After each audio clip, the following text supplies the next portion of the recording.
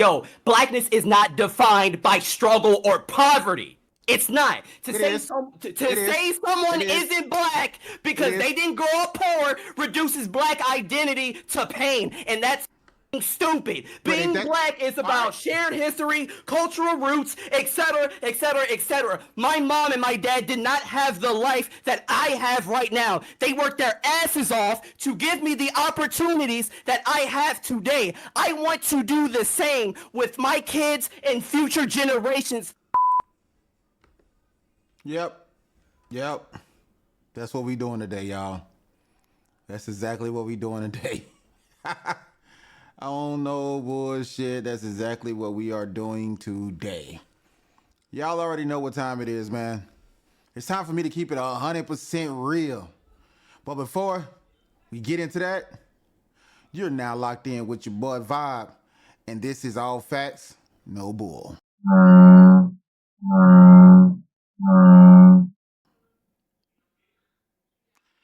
So this is what we doing, everybody. So let me break this down. Let me break this down. This is the play right now, all right? So I was a part. I was invited to be a part of this up and coming podcast called Control Alt Debate. Keyword debate. It's not rocket science, right? So when it comes down to me, I don't mind debating. My wife say I love to debate all the time. If you, I'm married. I'm one of those guys. I have a wife. I love to debate. I love to have real conversations. Sometimes I play devil advocate too much, and just want to get to the root of somebody's real character.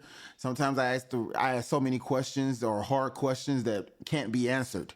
But I was invited to be a part of this panel, and double salute to you, Sandra Faye, for putting this panel together. I think the panel was going to be dope. I thought the panel was going to be something that lasts. We got through 2 episodes, like literally just 2 episodes. It was a weekly situation where we just did one episode once a week. The platform was supposed to be like, okay, one week we do it on your channel, and we just alternate out type deal. What happened was that the first episode was for us to kind of fill each other out and see who was going to be a great fit. I personally brought the energy. I knew I was going to bring the energy. I was bringing energy every time I do a podcast. That's not something new for me. I've done a few.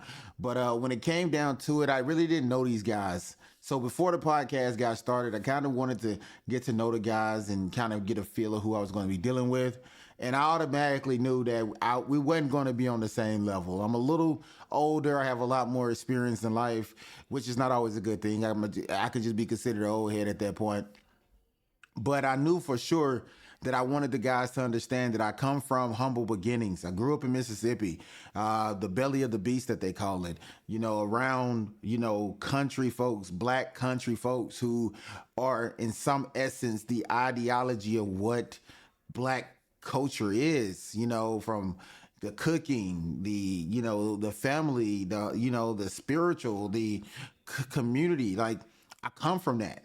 But at the same time, that also equates to poverty. It equates to being in poverty. I grew up in poverty. I always grew up in, poor situations around other poor people who were, you know, relatable in the sense that we only knew each other. Like, anything outside of our poverty didn't sit with black culture. The things we seen on TV, the things that we seen on TV equated to black culture. Whether it's the black exploitation movies or the black exploitation TV shows, the good times, all of that spoke to black culture.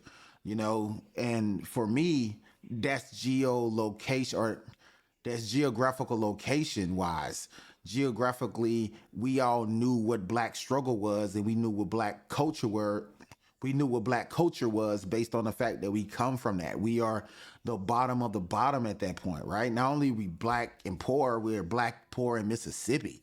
Like, it's a it's a far cry from just saying, hey, we are the Partridge Family. We're a far cry from shit like that. So for me, black culture was well rooted within me, and I understood growing up that what was considered black culture.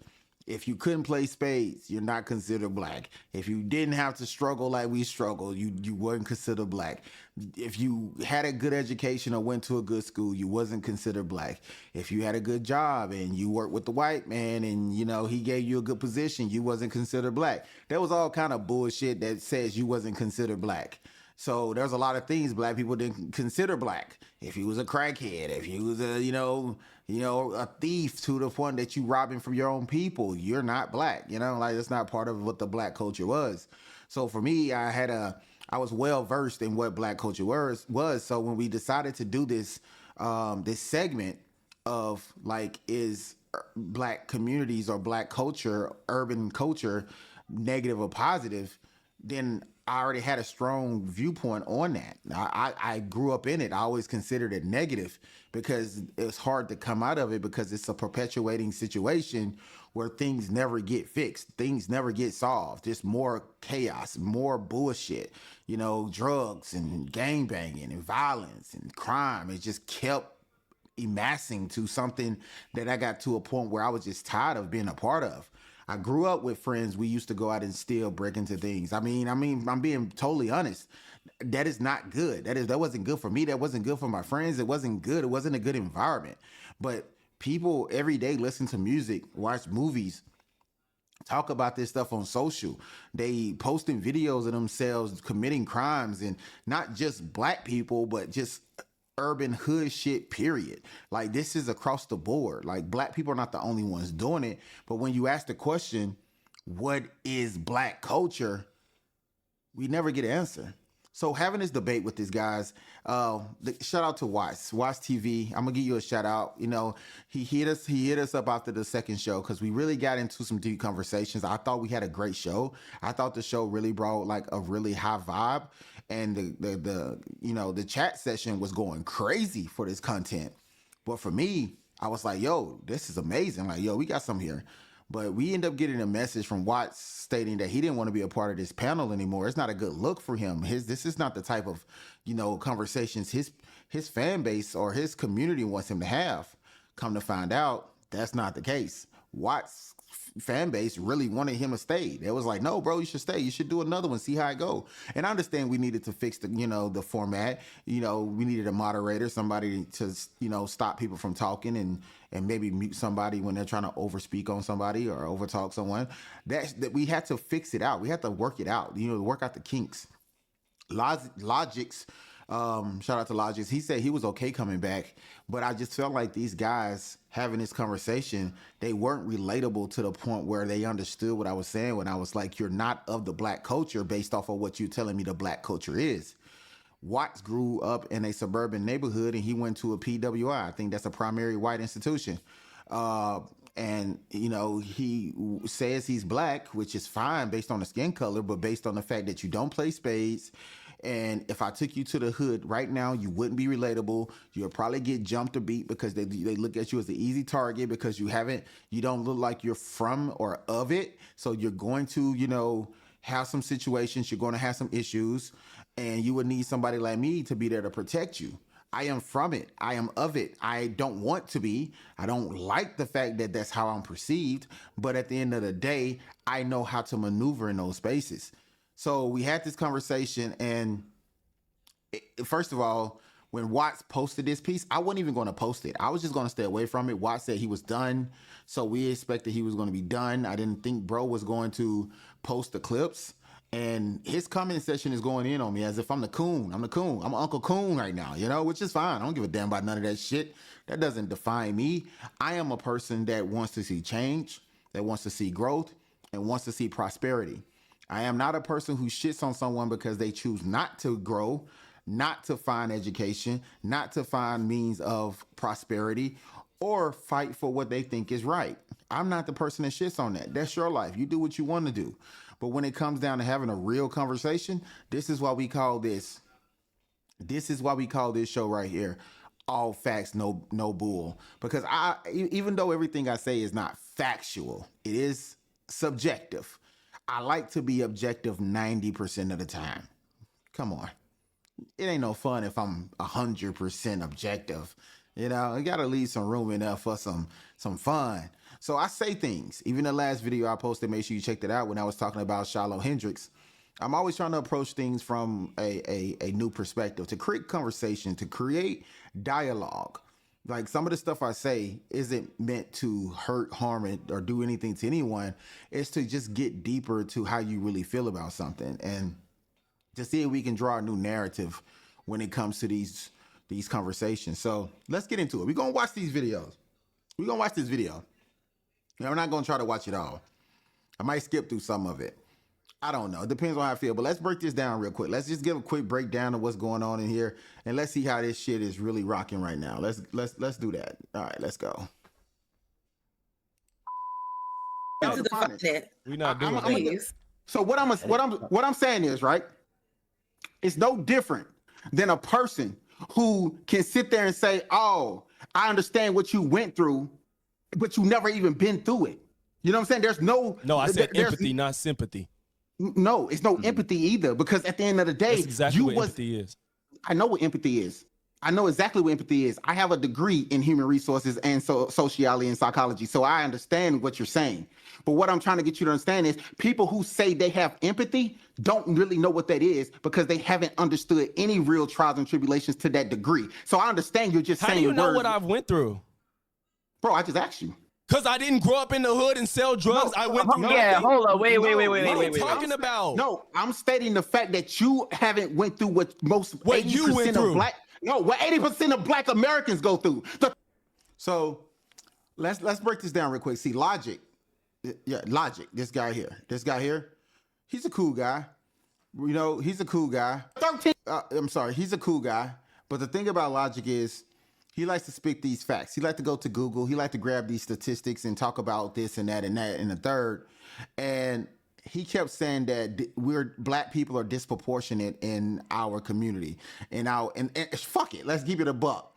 He said black people are disproportionate in society, right? When it comes to police brutality, when it comes to, just getting the short end of the stick, all of that shit that people like to spew. He was saying that black people get the short end of the stick and we was disproportionate.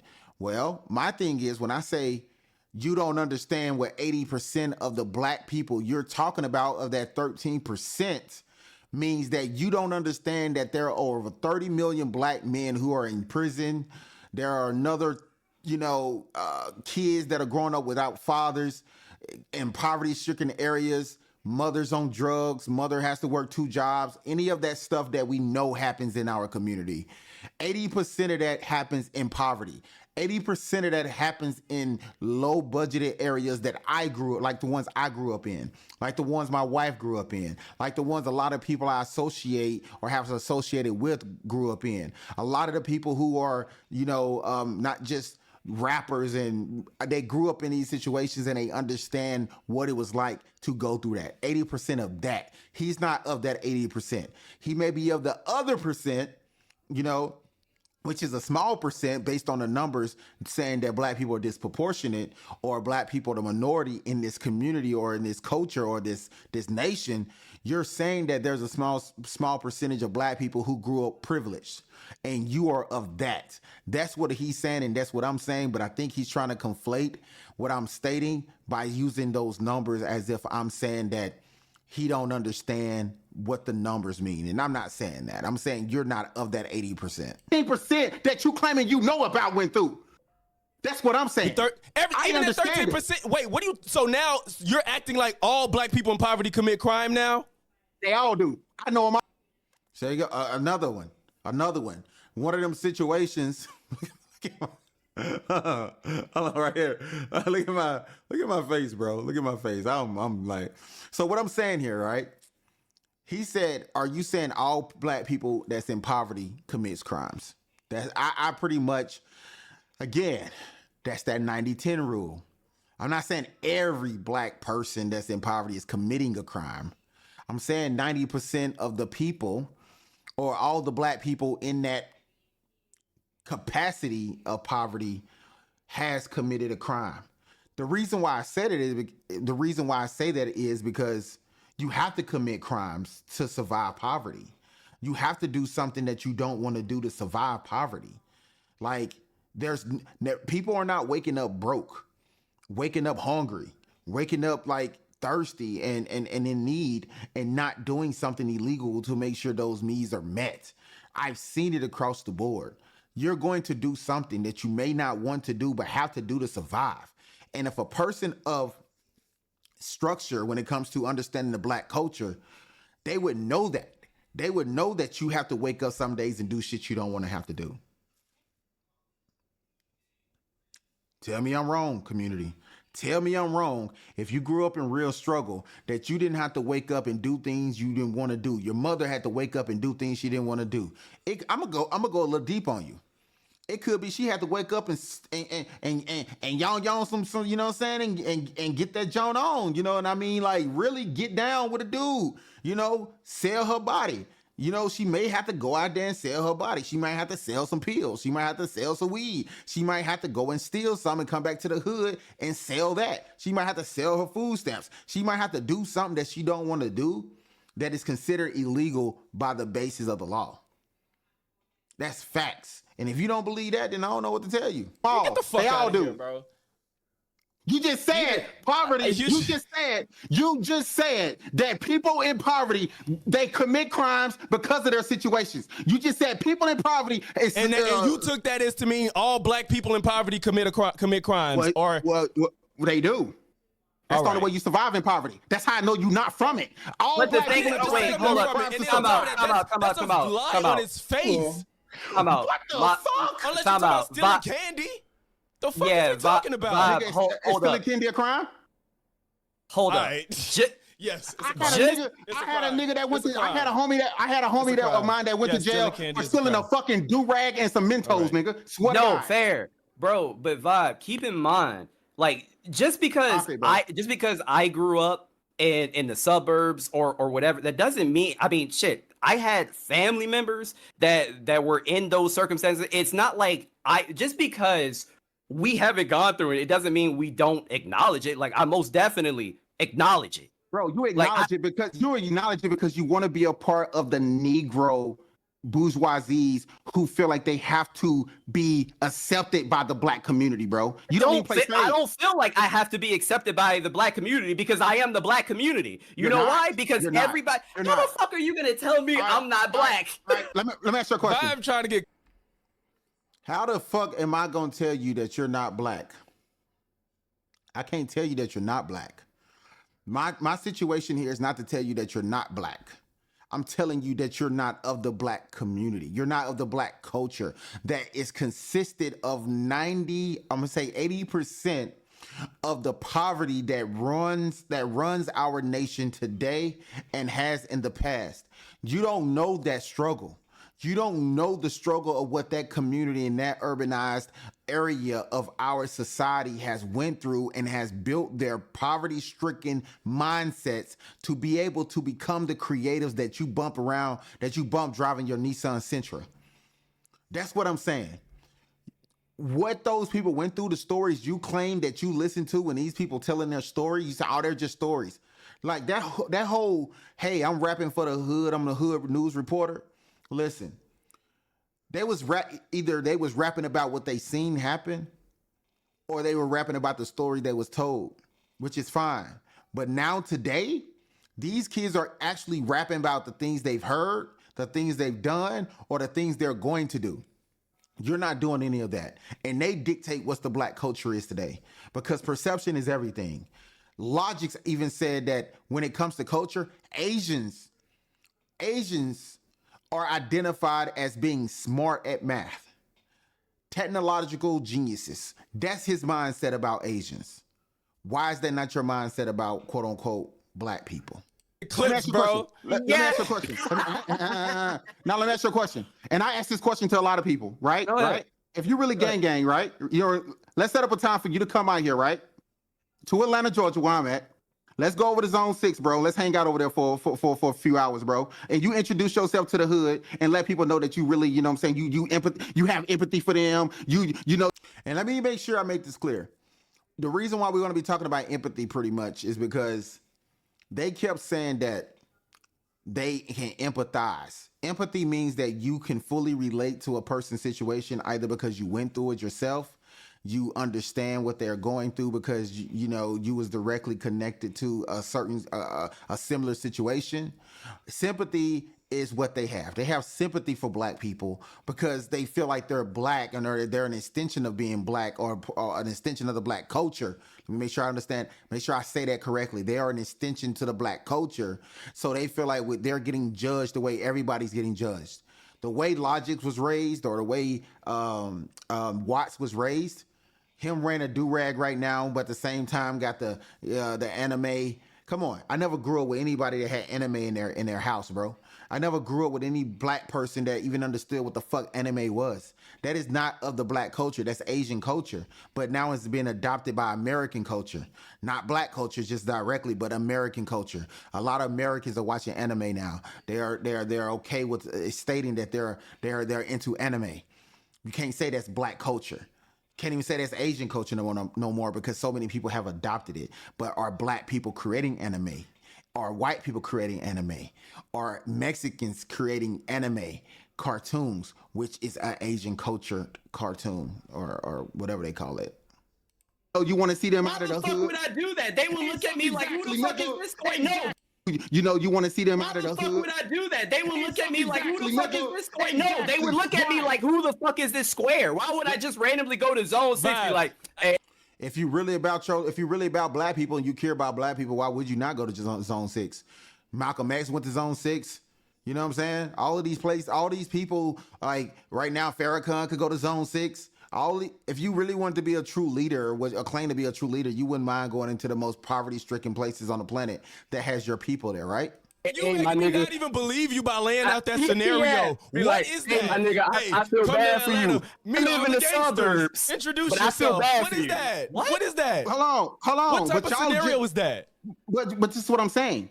There's more of those people, that 80% that I'm talking about that lives in those areas that you're fucking afraid to go to, than there are of you.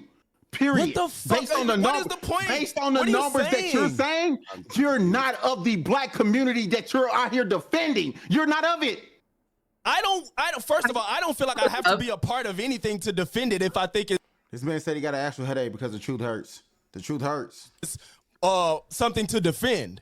What is this logic? Let me put this into perspective. Hold up. Let me put this into perspective, right? I'm not. I didn't grow up in the hood, so I can't see people for who they are because I didn't grow up in the hood.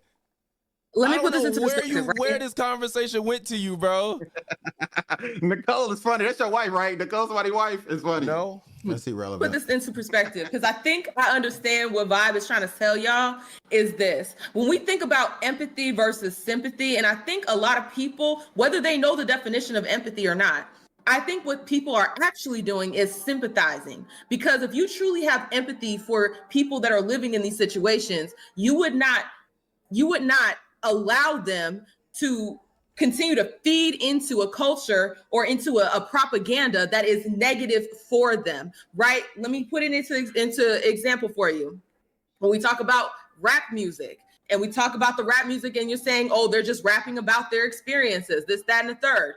All right. Well, if we think about manifestation, when you are constantly saying something over and over again, you are in the process of manifesting. Okay. And if we are going to continue to manifest hood shit by continuing to spread hood shit, then we're not really going to fix the problem. And see, this is why I say it is sympathy and not empathy, because sympathizing is, yeah, man, tell your story. We want to hear where you come. We want to hear what you're going through. Tell your story about how you were slinging drugs and how you had to fuck that bitch and how you had to kill that nigga, how you had to do that. Tell your story. It matters. We need to hear what's going on in the streets. That's sympathy. Okay, that's ear hustling onto somebody else's bullshit. Now, empathy is, nigga, pull your motherfucking pants up, get your shit together, get a real job. Okay, get a real motherfucking job. No. I just got a crazy notification, bro. I'm trying to fix it. Yeah. And stop pushing forth bullshit in the music. Stop fucking talking about all this hood shit. Nigga, Kendrick ain't been in the hood for how long? And he's still rapping about the shit? Rap about something new. Rap about where you're at now. Something that is more positive. But no, we want to get into this loop of, oh, we got to rap about we got to tell them about the struggle. How more telling about the struggle do we have to fucking do? Once you paint the picture that the grass is motherfucking green, now we need to move on to some new shit, okay? We don't need to keep going over the same shit over and over again, calling it empathizing with people's situations because they grew up in poverty or they came from poverty. No, if we really give a damn about the culture or give a damn about these people living in these situations and are not just giving, lip service to it, we will tell them the real shit, okay?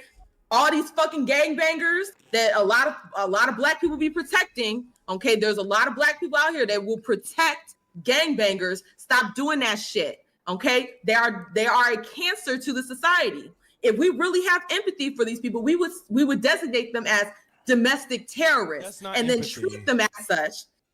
It is empathy. Let me explain to you how. Because if I understand that what you've been living through is a literal hell, then I'm going to understand that, hey, we need to be solution-based. We need to fix exactly what I said. All y'all doing is chastising. When I said, I literally was giving solutions to the issue, and y'all like, no, tell black people to pull their pants up. Pulling your pants up ain't changing. All right, I'm going to skip through that part because I don't want to be over-talking this dude, Logic. We over-talked a lot. No, I'm saying y'all, all you're doing is chastising. You're not putting any solutions out. Sexy Red, fuck her. Kendrick ain't talk about shit. Fuck him. Yeah, but she said he's still right about the hood, and that was the album that everybody shitted on. But yeah, I love that.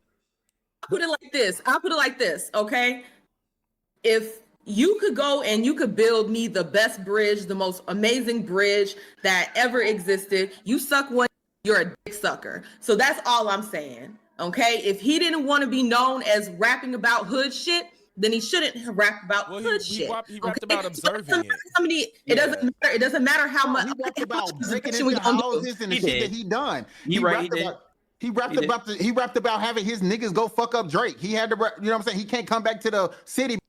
All right, we're not gonna talk about that. And this is why I said, bro, I'm done fixing the building.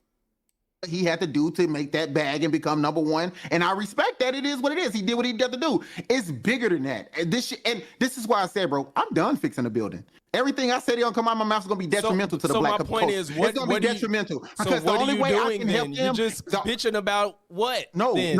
Because see, this is what I'm saying. What you know about me, Logic? What do you know about me personally? Not that much. Exactly. So the actions that I do outside of what you hear me speak is for what you're stating. No, it's my actions are going to be 10 times bigger than my words will ever be. I'm not denying that you do anything. I literally just said, what are we doing? Because right now, you can tell me what you do or have done if you would like. You don't have to. And every time I open my mouth to have these every time I open my mouth to have this kind of conversation about black culture, about black communities, or whatever the fuck we want to call this, it's always going to be in a detrimental form. It's always going to be to on the shit that was experienced and the shit that is being experienced for kids and younger kids right now. They can hate me, I don't give a fuck. But what I am doing is putting in actual work to change shit. I don't go around here promoting this shit. That's what you won't hear me do, is promoting this. Well, we had talking, I don't promote it. And you could say what you're doing, especially because I'm putting out suggestions and asking your suggestions. All you've been doing is chastising.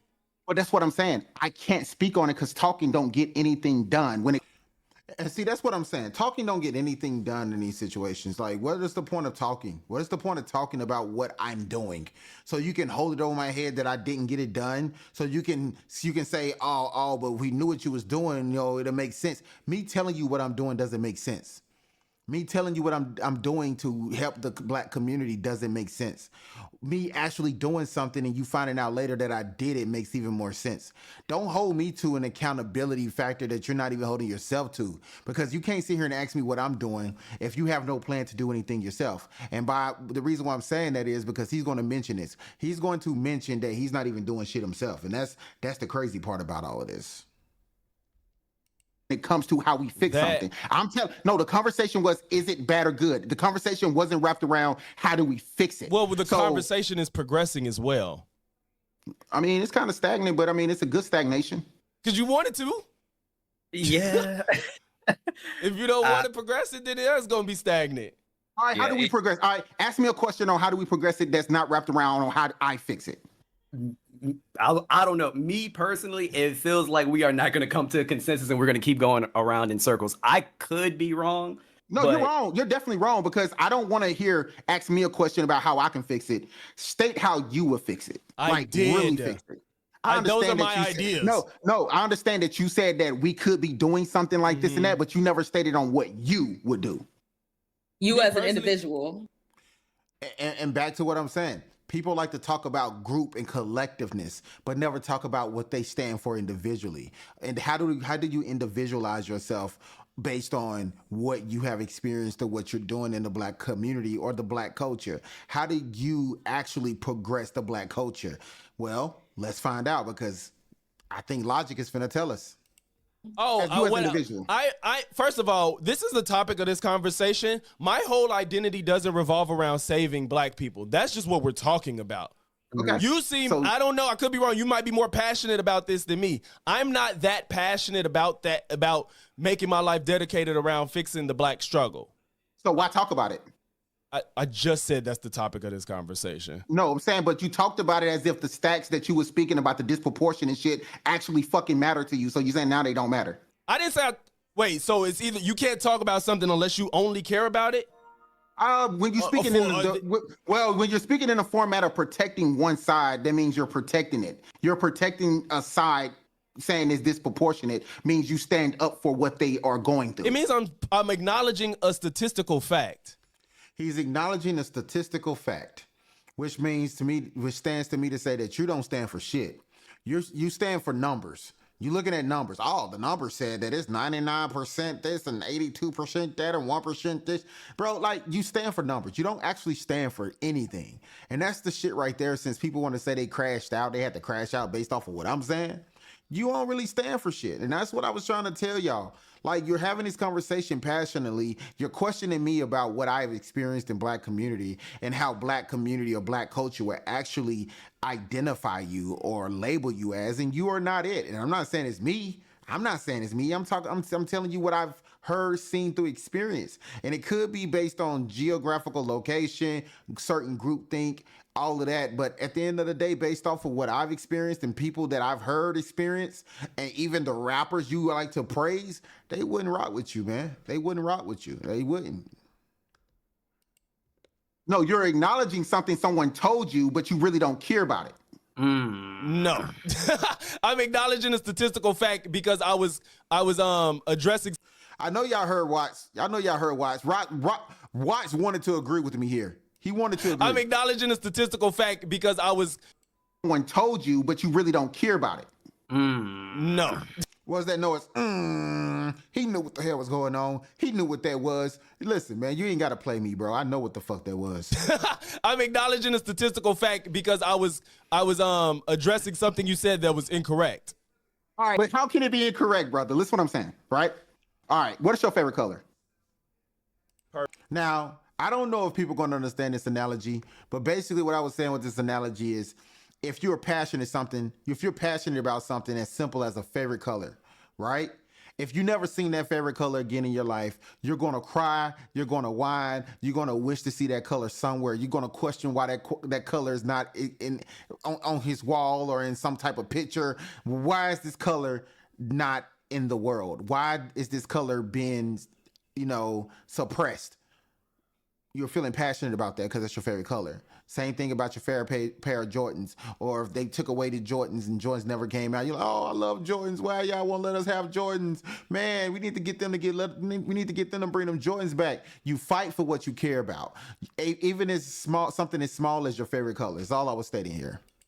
Purple. Pink. What's your favorite color? Purple. Green? Purple. Favorite color, purple, right? If everything in the world was blue, how would you feel about it? You never seen your favorite color. How would you feel about it? Wait, have I seen it before to know it's my favorite color? Well, you seen it once. You fell in love with it, right? But you never get to see it again. Would you want to see it again? Preferably, right? Because you love it. That's your favorite color. You want to see it again.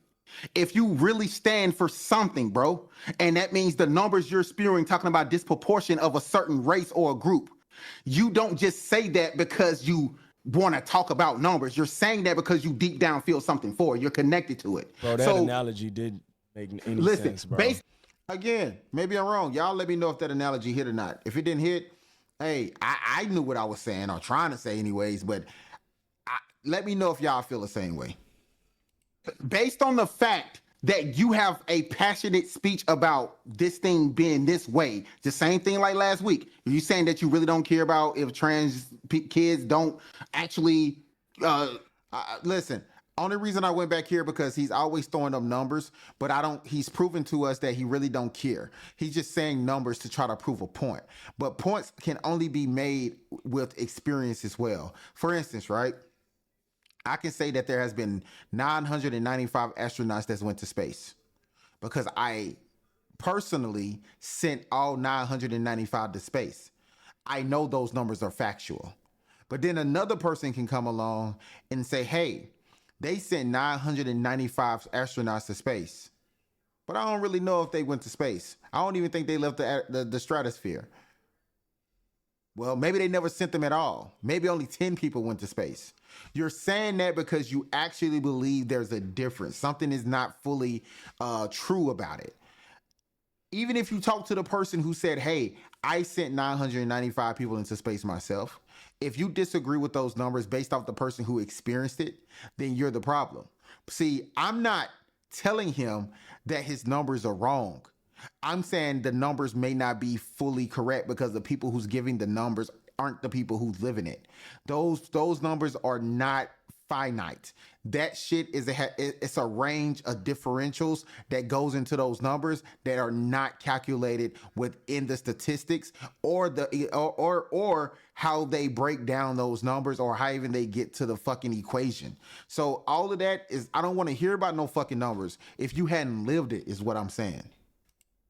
Care if they are complaining. No, those numbers don't make sense. Kids don't complain about transitioning because that's only a small proportion. You're speaking on these things as if you really have some way about them. You get what I'm saying? I'm not saying fuck these things because I really don't care or I really care. I'm saying these things because I'm like, fuck this shit. This shit ain't working. Fuck this shit. I'm not spending no more time when I really care. So all I'm saying is, you can like something, you can really love something and speak on it passionately, or you can just speak on something passively and say, oh, that makes sense. I can understand why that's that. Oh, wow, we need to look into this more. But you're speaking on it as if you really care about disproportion.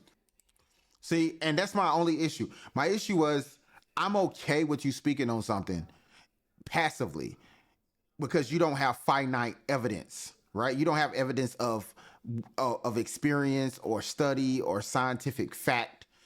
You don't have that. You're going off of something you just fucking typed in the computer by somebody else who didn't fucking live it.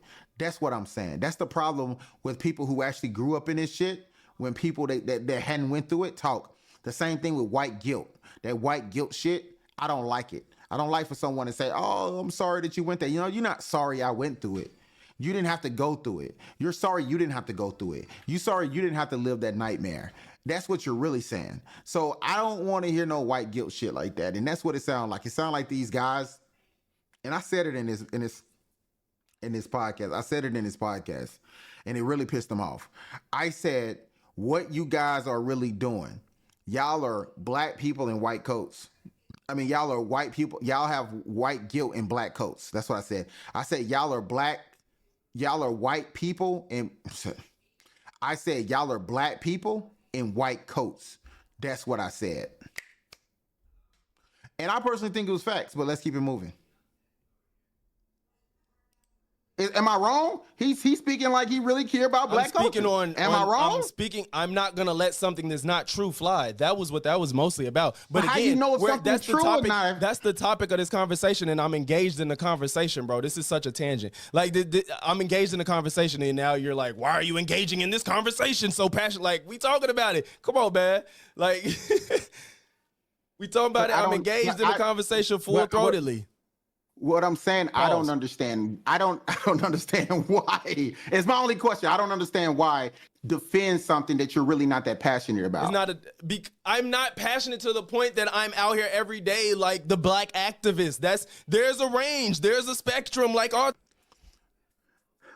There's a range of advocacy for black struggle. There's a range of black advocacy for how you feel about the black issues. There's a range. Basically, he's saying there's higher autism or high activity autism and low activity autism. So you're basically putting it on the scale of autism. You're saying based off of who you are, you're low activity autism. And people like the Martin Luther Kings and today's active like the Dr. Umars are high active activisms or high active autistic people on a scale. So it's crazy that you even use a scale to suggest that there's a amount or a level of activism you should apply to speaking on the Black community or the Black culture that you're passionately or passively talking about. I really can't tell what you are in this group. You're a chameleon. You're talking about you're passively supporting. How do you passively support Black consciousness or Black awareness or Black culture? How do you passively support that? How do you only support it when it's good? You saying you don't want to be a part of none of the negative shit that goes on in Black culture. I got you. Autism is not you either all out or nothing. It's not. So but shouldn't it be that way? But shouldn't it be? Y'all answer that question for me. Should you be all in on Black activism or not at all? Just be honest. Should you be all in for Black activism or not at all? That way? No, I don't know. I don't agree with that. No. Okay. Okay. What about you, Watts? You agree that you should be all in or not at all? I don't think the world is black and white. No. So based on that, so y'all I don't even know if I should even believe you, Sandra. Should I even believe them when they say they're down that hill if a civil war broke out? Because it don't sound like they really. You said about I had that to life. choose a side. My real side is I wouldn't do it. You said if I have to choose a side. My real stance is I wouldn't want Black and white people to go to war. You're not gonna catch me up on any contradictory stance. It's wanting the war. It's not that wasn't the premise of wanting or not wanting the war. That was how I truly feel. But he said I had to choose one. No, but that's not the premise of the question. Let me ask y'all this: if you had to choose something, and somebody gave you an option, if somebody gave you a choice, is not choosing still an option? Could you have just said, "I don't want to choose that regardless"? I'm not standing on any hill when it comes to war or fighting. Like, you could have stood on that hill, but no, you chose the hill to prove that you're blacker than you actually want to be perceived as, bro. The question wasn't whether you want it. It's not whether or not you want it, but then don't bring that up then, because it's irrelevant. He answered the question. No, he just tried to say, then why would they choose Black people if you don't care? I had to make a decision. This is where the disconnect is, because you had said something to the effect of, I don't want a war between Black and white people, but that wasn't the premise of the conversation. The war is happening. That's the premise of the conversation. But he previously answered the question before. He did. I didn't avoid it. See, this is where Vibe's point comes in. Okay, if you're going to choose Black on that side, then there has to be some level of passion there. If you're choosing the Black side of it, okay, Yes, but you don't think there are levels to this shit? No, there are literally levels. No, so you're saying there's levels to how much you're involved in civil activism? Yes. And you're only putting in the amount that doesn't get you hurt. What? Whatever. If that's what your barometer is, then yes, I'm putting in enough to not get me hurt. If that's how you feel, yeah. Because I mean, you're obviously not trying to go to Zone 6 and preach change. No. Hold up. Time out. Wait. No. You're not trying to go to Zone 6 and collectively get people together to understand what's really at stake. So no. You're talking about disproportion when it comes to police brutality, but you're really not passionate about it. You just want to have some nice facts and to look shiny on the desk and stand and be able to collectively stand amongst real Black people, because you're not really Black. You're not. Yo, that's really Black. That is actually fucking asinine. Hold on. Bro said that's asinine that I told him he wasn't really Black. You want a part-time activist this shit, but you want to be fully Black. The fuck? Tell Black people who's going through real struggles that you only want a part-time be Black. Being full-time Black means you got full-time problems too, nigga.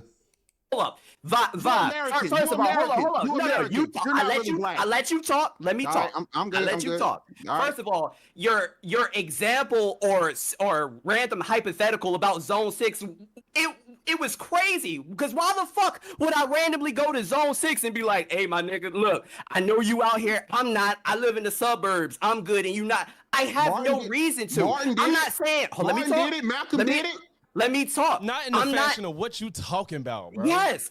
I'm not opposed to going to Zone 6. If I had a friend, if I had family members that lived in Zone 6, I would visit them because that's where they live. So you don't feel safe amongst your own people? Say that again, you broke up. You don't feel safe amongst your own people? I didn't fucking say that. I just don't have a reason to go to Zone 6. I don't have a reason to go to India. I said I wanted to take you, bro, so you can, but you said you wanted to take me so that I can explain to you, I can explain to them what I explained to you, that I have empathy. Why the fuck would I do that? But also, let me just say this. Blackness is not defined by struggle or poverty. It's not. To say someone isn't black because they didn't grow up poor reduces black identity to pain, and that's fucking stupid. Being black is about shared history, cultural roots, etc., etc., etc. My mom and my dad did not have the life that I have right now. They worked their asses off to give me the opportunities that I have today. I want to do the same with my kids and future generations from time to time after time. I want to make sure everybody has a better life. Does that mean they're not black because they have a better life because I was able to provide that for them? No, it's fucking stupid. You said you went to a PWI, right? Yes.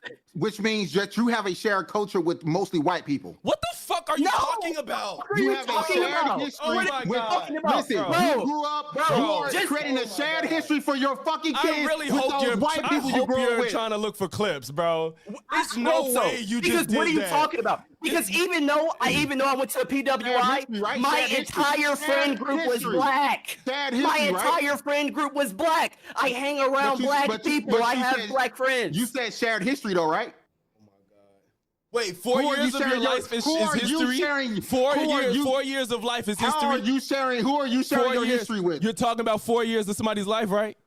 4 years? It's history. Maybe it's 5? History, ain't it? Maybe it's 5? History, right? It's history, right? So 5 years of your life trump everything else? It's a lot can happen in 5 years. Hold up. We're not gonna do that. We're not gonna reduce time down to, it just happened in 5 years. A lot can happen in 5 years. The rest of your life. It can. It possibly can. People can go through a major change in the matter of. Okay, so wait, hold up. People can go through a major change in the matter of a fucking month, and it could change the whole trajectory of the rest of their life. So we're not going to pretend like 5 years, it's not comparable to the rest of your life. A single second could change you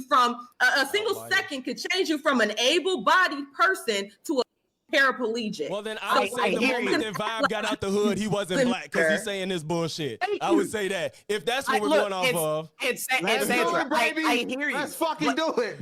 But Sandra, I hear you. But So basically what Logis was trying to hint at is that I'm no longer black because I'm out the hood. I don't live in the poverty-stricken areas. I don't relate to the hip hop music. I don't relate to the dress code or the dialect, and I don't say the new current slangs. Yeah, you goddamn right. You're fucking right. That's exactly what I'm saying. I will probably get my ass beat if I try to go to the hood right now, because at the end of the day, I've been so far removed, they won't even respect me there no more because they're going to say I'm uppity now. People in my fucking hood where I come from, probably either dead or in jail anyways, but the young niggas, the YNs that they talk about, they're the culture now. They're the culture. That's why they told you in that movie with Tupac and Omar Epps, you got the juice now. You got the juice now. Don't tell me this shit wasn't already predestined for us. You either get money and become an American, or you stay broke and you stay within the realms of what we consider black culture, white culture, Asian culture, because you want to keep yourself separate. I don't want to stay separate from people. I want everybody to be collectively together. But see, I understand that not everybody sees it that way. I can't force people of certain places and things to see things how I see it, because I've come into an ideology that suits me for where I'm at right now. But I would be stupid to think that I'm still connected to black people the way I used to be, because at some point ideologies change. And if I went back to the hood or went back to the places where black people are strong in their essence, I would probably get my ass beat too, just being honest. So that's what I'm saying. Don't act like changing your life don't change the things and the shit that you are allowed to be around, or the things that you were once of, you can no longer be of, because that's the facts. I am no longer of what I used to be connected to, and they gonna know that the moment I come back or try to be a part of that. If anything, like Sandra said, your life can change at any moment. So yeah, do 5 years trump your whole life? It does. It can, because in that 5 years, if Logic, you lost everything and you had to go live on the streets, and you had to go to the hood where survival was a survival of the fittest, matters the most, and you survive those 5 years and you come up out of that, then you're gonna be like, man, I went through that shit. Shit, I'm a whole different person because I went through that shit. So don't talk to me about growing up in no PWI and you talking about you got black friends that went to the same PWI. None of y'all black, bro. Y'all are not black. Like, stop with the cap, man. Let's listen. I was talking about had nothing to do with what you just said, because even though I went to a PWI, my friend group was black. I specifically hung around black people because we could relate. All right, y'all, listen. That's what I'm talking about. Yeah, I don't know. Maybe I was wrong. Maybe I was a little aggressive. I don't know. But like I said, when these debates come about, you wanted to debate. Let's have a discussion that's going to draw out the truth about who you really are and what you really stand for. And if that's the case, if that's what you really own, I salute you. I ain't no hate, but it really feels like, you know, Watts got in his feelings. He hit us up and said, yo, this ain't what I wanted to do. But then 5-6 days later, he turned around and dropped this clip and talking about he had to crash out. Me personally, I didn't see a crash out. What I saw was someone who, who was a little upset that I told him he wasn't black. Cool guy. And he felt disrespected. He told me I can't disrespect him like that and tell him, well, listen, it ain't me, bro. It's the culture. The culture said you wasn't black, bro. So I ain't gonna be the first one to tell you, and I ain't gonna be the last. But I just don't want you to put yourself in a situation where you feel like, you stand for something when you really don't. And it's okay if you don't, but just stop acting like it. Same for you, Logics. But I appreciate it. I enjoyed the podcast. I wish we can come back and do the podcast. But this is my response to this. I had to give a response, and this is it. And I hope y'all enjoyed it. Make sure I hit that like button, that subscribe button, and that notification bell. Up until next time. Out.